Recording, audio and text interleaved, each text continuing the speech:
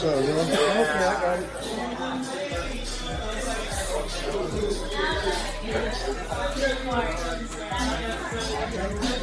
I'm planning on going back to UFC. You do? If they'll have me, I would like to go back and fucking whoop someone's ass there. Well, who would you want to if it was offered? Justin Gaethje, it sounds like. I'm not fighting at 55 though, but right now I'm not fighting in there because there's nobody to fight really. It's kind of slow rolling. Like UFC would. I don't really have a name in mind right now in the UFC. That's why I'm not there right now. Otherwise, but the name, the draw, the excitement that you'd bring to it, I feel like it's really lacking in UFC. Everybody's that's rushing, everybody's I would wrestling. be there if there was somebody that I wanted to go fight. But. I want to see the rubber match with Conor McGregor. With time for sure. Yeah, whenever he's back. Me and him for sure got unfinished.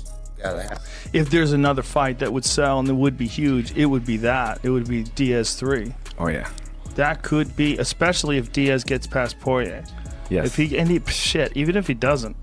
I mean, just that fight alone. I mean, there's the history between those two guys. I mean, that would be, and it's so appealing stylistically as well. The fight, you know, like I'm a grappler at heart. I love grappling, but I also understand that a jiu-jitsu tournament will put people to sleep. You know, even if you're into jiu-jitsu, it's hard to watch a jiu-jitsu tournament. Yes, but anybody can see a punch hitting someone in the head and them falling down. That's you know, that's exciting.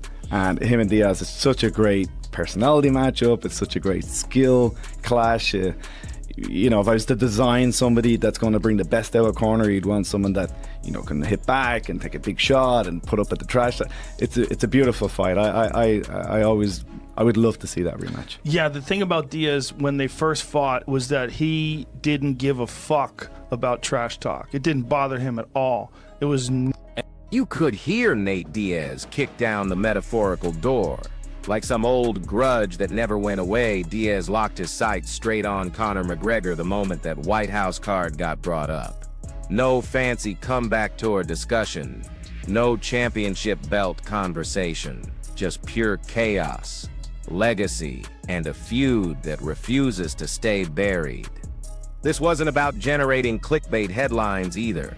This was about what goes down when real animosity meets massive spotlight. Story that Conor McGregor is being talked to headline the White House card. I don't buy it. I can't buy it. Why are we be turning to Conor McGregor? And the answer is also out there because he is the sport's biggest star. That is true. So is that what you need? If you've got the open checkbook and you've got the magic wand, without saying names, do you say, I'm going to put as my main event the sport's biggest star? Is that your answer? Doesn't matter who he's fighting. What if it's a championship match? You have an open checkbook and you have a magic wand and you don't use any names, but you're going to put the championship on. Would you say heavyweight? Would you say women's 135? Would you say wherever Kazmat Chimaev's at?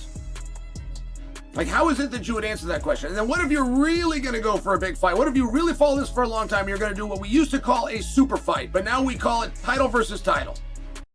You're going to take the champion of a weight class and you're going to put them with a... Here we go again. When that White House card topic came up, Nate Diaz cut through everything else and zeroed in on one name only. Conor McGregor. No elaborate pitch needed. No marketing speak required. Just a cold reality that nothing else moves the needle quite the same way unless McGregor's involved. Diaz made his position clear. The fans are hungry for it, and that trilogy keeps hovering there in the shadows, waiting for timing rather than permission, with everybody understanding exactly why. Last thing, White House card, like you said, you want Conor McGregor? Yeah, but the whole thing's at WWE, so right. It's like, at least that's happening and getting something to talk about, something to watch, and I'm looking forward to that fight actually. Now fans want it. Devontae and Paul should be good, and then because what else are you looking forward to? Hurry up. Nothing. Hurry up. What else? If it's not you, McGregor, Ryan, it's nobody. So it's good. It's good. Now fans want you versus McGregor 3. Do you want that fight? Yeah, for sure. White House? Yeah. What time? Dana White didn't slam the door shut on the trilogy talk. but he definitely pumped the brakes hard. White pointed to timing as the real wild card here, explaining how 12 months in this game can flip the entire script, especially with McGregor dropping comeback hints while Diaz stays vocal about his interest. Making any concrete predictions right now doesn't make sense because everything shifts. Rosters, champions, business priorities. Come next Independence Day, this whole landscape could look totally different.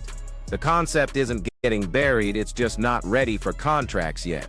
Conor McGregor said he's back in the pool. Nate Diaz said he would love to be the opponent. Are you interested in that trilogy? That fight's a year away. Landscape will change so much by next 4th of July. Who knows what's going to happen? Who knows who's going to be on the card? What the main event will be or who will hold all the titles? Everything could be completely different. So it's not even worth thinking about it right now. Michael Bisping took a completely different approach than Dana White's careful positioning. He cut straight to the core issue. Should Nate Diaz find his way back and Conor McGregor actually follow through on his return, Bisping sees zero debate about what fight gets made. Their bad blood already sits in the top tier of UFC rivalries, and dropping it on a White House card would instantly become the measuring stick for that entire event, particularly with other massive fights filling out the card. Bisping's reasoning went beyond just promotion, though. McGregor might not need another payday, but combat never really leaves your system, and that hunger for one more moment, one more victory, makes his participation in such a historic event feel almost destined.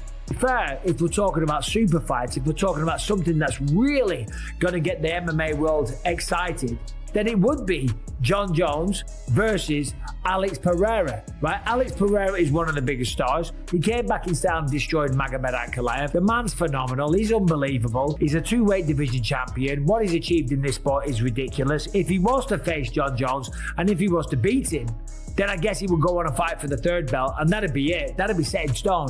Alex Pereira would, without a doubt, without a shadow of a doubt, be the greatest mixed martial artist to ever compete.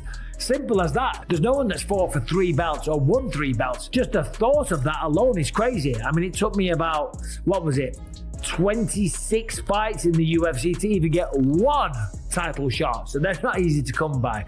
Anyway, so there's that. Now they're talking about Conor McGregor fighting Michael Chandler. That's going to be the fight that happens. We all know about that. There's nothing new there. And the thing is, if Donald Trump wants it, if the President of the United States wants it, and as Eric says in that video, him and Dana are... Then Bisping expanded his vision even more, moving from personal rivalry into pure combat sport theater. When the topic becomes super fights that genuinely move the entire industry, he threw out Jon Jones against Alex Pereira as the matchup that tops everything else. Pereira's meteoric climb, his mainstream appeal, plus what he's already proven across multiple weight classes, creates something almost mythical.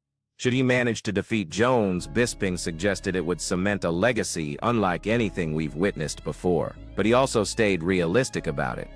McGregor versus Chandler looks like the logical next step, though when egos, influence, and business relationships get involved, even the most obvious plans can shift overnight. Because that's not the fight I want to see next, okay? If Nate Diaz comes back and gets a big win over someone in the welterweight division, okay?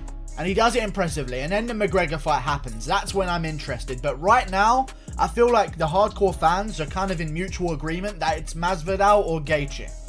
To us, it's kind of Masvidal or Gaethje, and for Chael Sonnen and Ariel Helwani to both say that they think Nate Diaz trilogy should be next is strange to me. Very strange to me, because I would love to see either Gaethje or Masvidal. I feel like everyone's in agreement here. We've seen that Donald Cerrone has been beaten by Conor McGregor in his return at UFC 2. MMA Guru pulled the discussion back to practical timing and what actually makes sense for the audience. His take was that the next big fight depends entirely on Nate Diaz actually coming back and proving something significant with a major welterweight victory. Only after that does the McGregor trilogy gain real momentum for the White House event. Currently, the dedicated fan base appears divided between options like Masvidal or different opponents, though many insiders, including Ariel Helwani, seem to be quietly favoring Diaz versus McGregor as the next blockbuster booking. Story that Conor McGregor is being talked to headline the White House card. I don't buy it. I can't buy it. Why are we be turning to Conor McGregor? And the answer is also out there, because he is the sport's biggest star. That is true. So is that what you need? If you've got the open checkbook and you've got the magic wand, without saying names, do you say, I'm going to put as my main event the sport's biggest star? Is that your answer? Doesn't matter who he's fighting. What if it's a championship match? If you have an open checkbook and you have a magic wand and you don't use any names, but you're going to put the championship on, would you say heavyweight? Would you say women's 135? Would you say wherever Kazmat Chimaev's at? Like, how is it that you would answer that question? And then what if you're really going to go for a big fight? What if you really follow this for a long time? You're going to do what we used to call a super fight, but now we call it title versus title. The breakdown continued with explaining why all the McGregor speculation feels even more far-fetched when you examine it closely. You're essentially penciling in someone for a mid-2025 fight on a 2026 card at a facility that doesn't exist yet, with tickets nowhere near being available. That's where things start falling apart logically.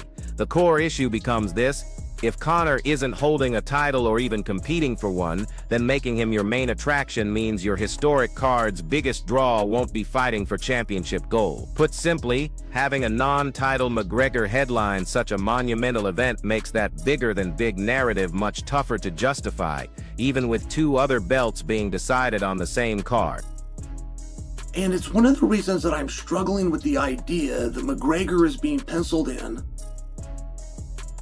the middle of 2025 for a card that sits dead center in the middle of 2026 at a venue yet to be built for tickets that are yet to be on sale. I struggle with it because we're openly saying if we're going to put Conor on there that there's no title unless you believe that Conor McGregor is going to demote himself, right? The biggest draw should be the main event. Your biggest star, regardless of belt, should be the main event. But in this case, if our biggest draw and our biggest star is not a champion or a contender in any weight class, we're going to acknowledge up front that our biggest show will not contain a title, which makes it a little difficult down the road to go, this show's bigger than big. In fact, we got 2 titles up. Yes, you heard me, there's 2 titles. When can you ever get that? And nothing more important than a title fight. No, listen, Nate Diaz, he is the most puzzling. He's not. I don't even think he's that good. I'll go get his record if you want me to. But he has convinced people he is good at fighting somehow, some way. He's pretty good. I'm gonna go get his damn record, Daniel. It's not. But he won the Ultimate Fighter. He won the Ultimate Fighter. I'm saying he was good for the time that he was fighting. No, he wasn't. He was average. He was. Yeah. Okay. I'm just. Okay. I'm gonna go get the record. I'm gonna go get the record. They're gonna yell at me. I know this. Okay. Let's see. Well, his record is 21-13. Oh my God. Really? Yes, that's not that great. Okay, I take it back. I'm taking it back. And he was going into the UFC, he was, I think it was 5-1. So within the UFC, he was 16-12. That's not good. That's not very good. That's not good. There's really no way to twist that into good. Yeah. So but you know, his personality, that's another one's like, how did his personality catch on? And he says funny things sometimes. He's a little bit different. I don't know. Yeah. And listen, if you post this clip, please don't post this clip because the Diaz